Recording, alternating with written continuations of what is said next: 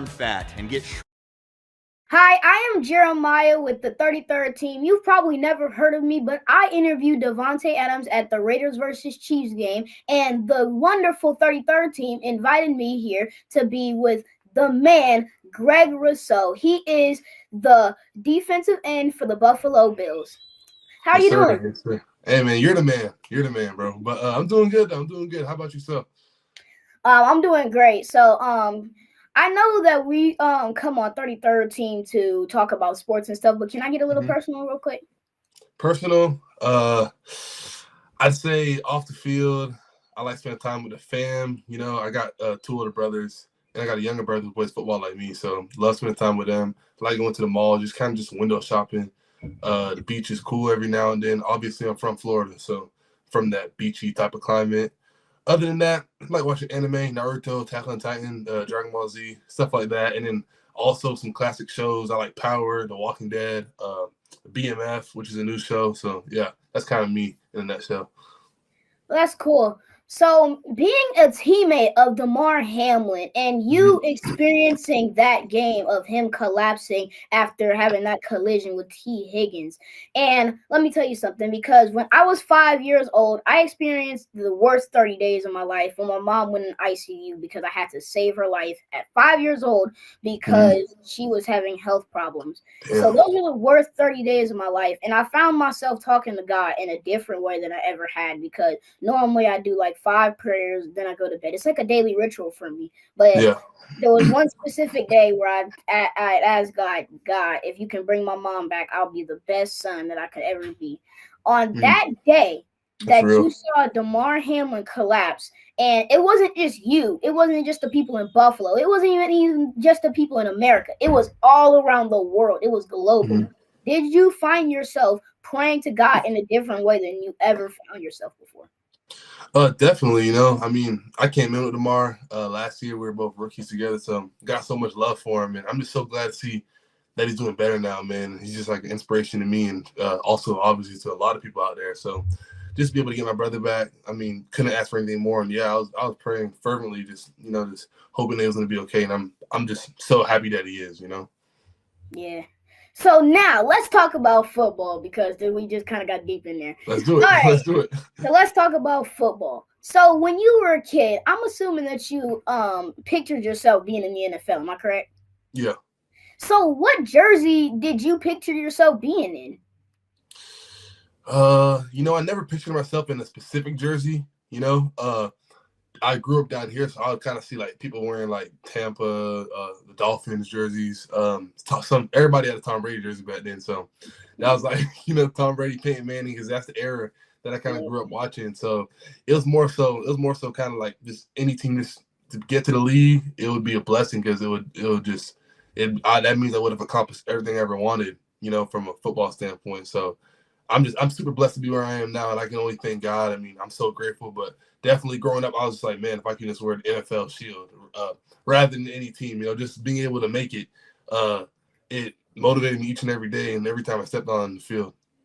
Man, you just wanted to be in the NFL, huh? You were just like, hey, I want to be out there on that field. I just want to be there, man. That's it. I just want to make it. That's it. That was my attitude, just going hard every day, just like trying to just reach for the stars.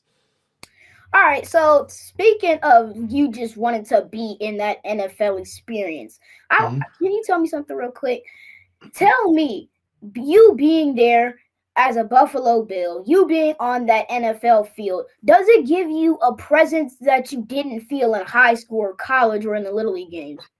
Yeah, I'd say there's nothing like it. Like, at the end of the day, it's still ball, no matter what. Like, it's still like the same game you've been playing since you were a kid, but just obviously with the stakes and then like the Monday Night Football or the playoff games, like just stuff like that. It's just a different energy, and I feel like it kind of took a step up every year. Not every year, but like every jump. So like I played in a high school football state championship game, and I was like, man, this is crazy. Like big stadium, big stands. Like I see cameras on the sideline and sponsorships on the sideline. And then took another step, University of Miami, and then took another step, Buffalo Bills. Obviously, I mean, and the energy that stadium brings, just like, man, I never played anything like it. So, I mean, I played in some crazy places in college for sure, but to have a home stadium that's like that's that wild and that enthusiastic and that into it, it was just like, man. So every single step was just like, it just got crazier and crazier. Yeah, so it's like life was just a journey for you, and it was just great to be in that NFL experience. So, did you ever have an idol growing up? Because I know that you were telling me when you were watching football, it was just Tom Brady and Peyton Manning, but you grew up from Florida, so it wasn't just all Tom Brady. I mean, Tom Brady was in New England and Peyton Manning was in Indianapolis, so yeah, there was most likely a lot of other people that you would like in Miami, well, Florida. So, who was your idol growing up? I'd say a couple of dudes. I really like Jason Taylor. He obviously played for the Dolphins, but he was really fun to watch. And just the plays he made. I'd see him scoring touchdowns, getting interceptions, fumble recoveries, all that. Ed Reed, ball hawk. I actually played a little safety in high school, so it was cool to watch Ed Reed back in the day. Ed Reed, Ray Lewis was one of those ones. Who else? Ronnie Brown. I think he had a real good season, like in 08, and when the Dolphins started doing like the Wildcat thing. And then there was a few more here and there. I wasn't really a fan of one team, but I just kind of just like watching and being like, oh, that guy, he's a dog. This dude, like, he's super fast. Chris Johnson, when he came on the scene, he was running past people. it was crazy. Yeah, it was really great. It was like all of them legends. For like when you said literally. Yeah, like Chris Johnson, like you were saying, he would have like one of the most fastest 40-yard dashes in the NFL combine. Like it was crazy. So that era of watching football, it was really great for you. So yeah, that's it. I swear. Yeah. So what would you compare the modern era to like the era that you grew up in the 2000s? I feel like when I was watching football back in the day, it was more like I formation and pro and two receivers on the field. Like you had Steve Smith on one side and somebody else on the other side, or you'd have like Marvin Harrison and Reggie Wayne on two opposite sides of the field. But now it's like you see teams with 4 or 5 receivers or whatever that all play all game in game, and just the ball being spread out. Now you got RPOs, read option, all that stuff. So I mean, yeah, it was pretty different. I feel like the game got not a lot faster, but I feel like it's more like based on things like speed, and also just a lot more throwing involved. So, did you play any other sports as a child? Like, did you play baseball, basketball? Did you have love for or play any of those other sports? I played basketball. And I also played. I ran track in high school. But the thing with basketball, it was fun, but like just the physical aspect of the game wasn't really there. But it was still fun. I played like JV and stuff. What else? Yeah, basketball and track. But the thing about basketball is they were trying to. I was obviously tall, so yeah, they're like trying to make me go play the 5. But I'm like growing up watching like D Wade and LeBron and the Big Three kind of Miami, because that was in 2010. And I was a huge Heat fan, so I'm like, nah, man, I'm trying to play the 3 or the 2 or something. You feel me? You're trying to play like I'm trying to be like LeBron. Yeah, I'm trying to be like LeBron or Wade. Like not necessarily like the point guard, but I'm trying to play in between or whatever. But they're like, get rebounds. I'm like, nah, I'm trying to shoot. And I had a little shot. It wasn't nothing crazy, but I had a little shot. So it was fun, but they weren't letting me play I did it to help the team, but they weren't letting me play the 2 or the 3. So obviously, because I was the tallest one on the team, so it was like, damn, I wish I could, but it was still a fun experience. I still got a whole bunch of teammates that I still talk to from back in the day. He was like, I don't want to be Bosh. I want to be LeBron or Wade. I'm saying, yeah, I'm trying to pump fake, drive to the basket, draw the foul, and get I'm not trying to do the little like put back layup. You feel me? It wasn't as fun. Yeah, you always wanted to have that fun when you're playing basketball and stuff. You want to take some long threes or something. You know what I'm saying? Exactly, so, especially because I was serious about it, but I knew I loved football. That's the sport I wanted to play. That's the sport I wanted to go to college for. So I was like more so. I was serious about it, but I also was like, let me have some fun out here. Yeah. So you were just talking about how tall you were and your amazing height and stuff. Do you think that your 6'11" wingspan plays a big part in your defensive end game?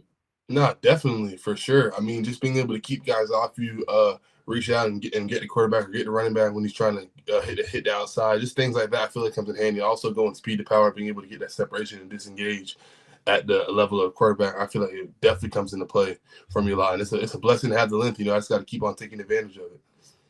Yeah. So I have a question for you. If you had to build your own, like your dream team defense to play alongside you, who would be, and you could pick all time. This doesn't have to be current. This could be all time defensive and safeties. Who would you want to play with you? Okay. I'm going to give you a couple of them. Where should I start? I'm going to start in the back end. I got to have Ed Reed and Sean Taylor back there, because I went to Miami, so I'm biased, but Ed Reed and Sean Taylor, rest in peace. At corner, Darrell Revis, growing up, he was like just, one of the best out. So I'll put Darrell Revis on one side. On the other side, probably Champ Bailey. He was one of those dudes, obviously. Ray Lewis in the middle, Brian Urlacher right next to him. Defensive line, gotta put Jason Taylor on one side. Julius Peppers. In the inside, I like watching Dominican Sue. It was kind of later. He actually still plays with Dominican Sue. Other than that, I'm gonna go kind of way back with this one. I'm gonna put Warren Sapp right next to him. Well, yeah.